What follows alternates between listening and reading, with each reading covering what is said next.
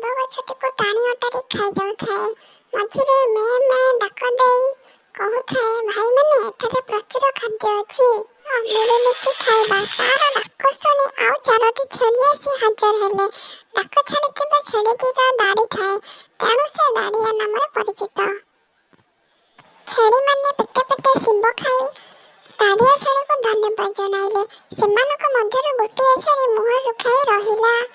ଚାରିବାରୁ କାନ୍ଦ କାନ୍ଦ ହୋଇ କହିଲା, ଆଜି ମୋ ମାଲିକ ମୋ କଂସେଇ ସାଙ୍ଗରେ କଥାବାର୍ତ୍ତା କରିଛି, ଆସନ୍ତାକାଲି ମୋତେ ବିକିଦେବ। ସବୁ ଛେଳି ତା ପାଇଁ ମନ ଦୁଃଖ କଲେ। ଦାଢ଼ିଆ ଛେଳି ତାକୁ ସାନ୍ତ୍ୱନା ଦେଇ କହିଲା, ସାଙ୍ଗ, ତୁ ଏକା ନୁହେଁ, ଦିନେ ନା ଦିନେ ଆମେ ସମସ୍ତେ ମରଣ ମୁହଁକୁ ଯିବା। ତୁ କାଲି ଯିବୁ ତ ଆଉ 2 ଦିନ ପରେ ଆମେ କଂସେଇ ହାତକୁ ଯିବା ଆମ୍ଭମାନଙ୍କ ପାଇଁ ନିହାତି ସତ୍ୟ। ତେଣୁ ଆସ, ଆମେ ଯେତିକି ସମୟ ଏକାଠି ହୋଇଅଛେ ହସି ସମୟ ବିତାଇବା।